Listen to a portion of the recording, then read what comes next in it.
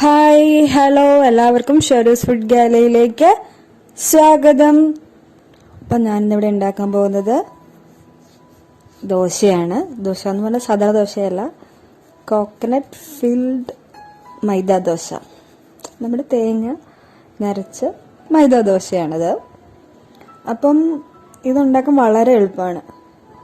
അപ്പം ഇതിന് വേണ്ട സാധനങ്ങൾ വളരെ കുറച്ചാണ്.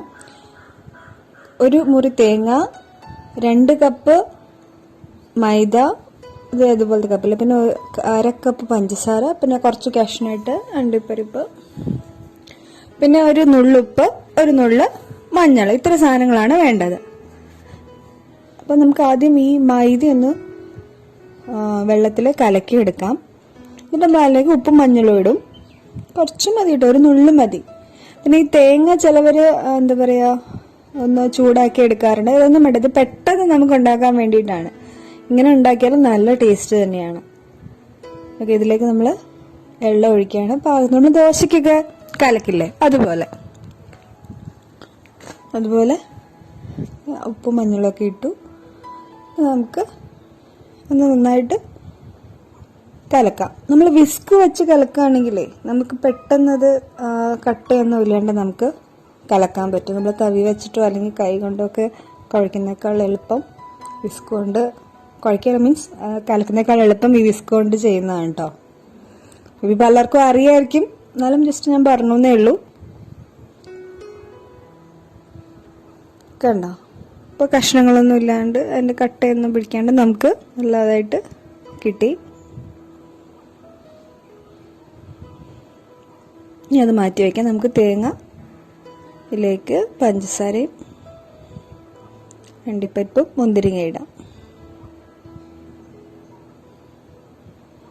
നമ്മളിത് എന്താ പറയുക, ആ ദോശയുടെ ചൂട് കൊണ്ട് തന്നെ ഇതിനകത്തിരുന്ന് കുറച്ച് തേങ്ങ ഒന്ന് ചെറുതായിട്ട് വെന്തോളും. അത്രയും മതി. ഒരുപാട് ഗ്യാസ് കളയേണ്ട ആവശ്യമില്ല. അപ്പം ഞാൻ ഈ ദോശക്കല്ലിലേക്ക് ആ മൈദ കലക്കിയില്ലേ അത് ഒഴിക്കുകയാണ്.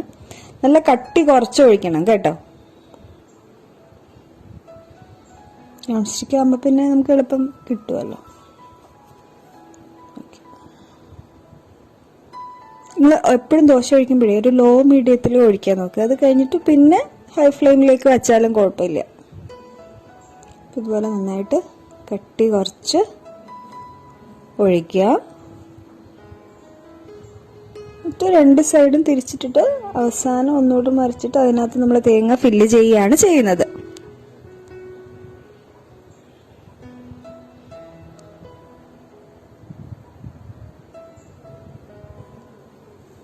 ഇത് തന്നെ നമുക്ക് ഗോതമ്പ് കൊണ്ടും ചെയ്യാം കേട്ടോ.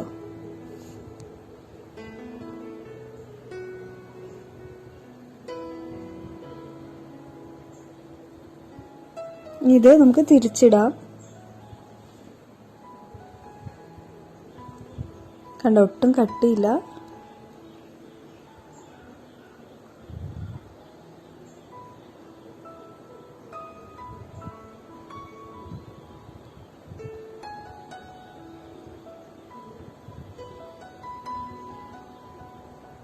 ഇതിനെ ചിലയിടത്ത് എലാഞ്ചി എന്നൊക്കെ പറയാറുണ്ട്, ഞാൻ കേട്ടിട്ടുണ്ട്.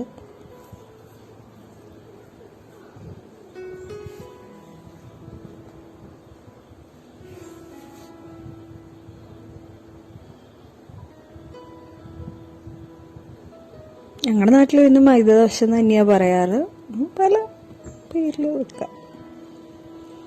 ഇപ്പോൾ ഞാൻ ഇതിനകത്തേക്ക് നമ്മൾ ആ തേങ്ങയും പഞ്ചസാരയും ഒക്കെ കൂടെ ഇട്ടില്ലേ, അത് ഇതുപോലെ നടുക്ക് ആക്കിയിട്ട് ഒരു മീഡിയം ഫ്ലെയിമിൽ വെച്ചാൽ മതി കേട്ടോ.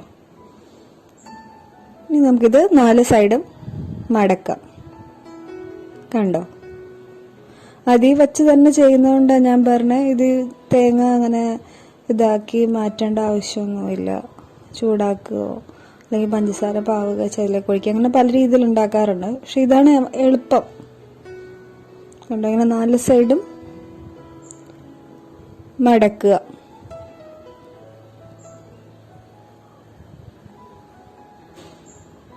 ഇനി നമുക്കൊന്ന് തിരിച്ചും കൂടെ ഒന്ന് ഇടാം.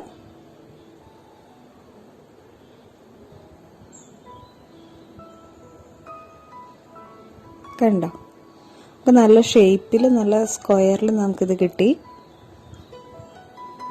അപ്പോൾ തേങ്ങ ചെരുകുന്നതും മൈദ കലക്കുന്നതായിട്ടുള്ള സമയം ഉണ്ടെങ്കിൽ നമുക്കിത് പെട്ടെന്ന് ഉണ്ടാക്കാം. അപ്പോൾ നിങ്ങളെല്ലാവരും ട്രൈ ചെയ്യുക. നിങ്ങളുടെ അഭിപ്രായം അറിയിക്കുക. അപ്പോൾ നാളെ ഉച്ചയ്ക്ക് 1 മണിക്ക് നമുക്ക് വീണ്ടും കാണാം.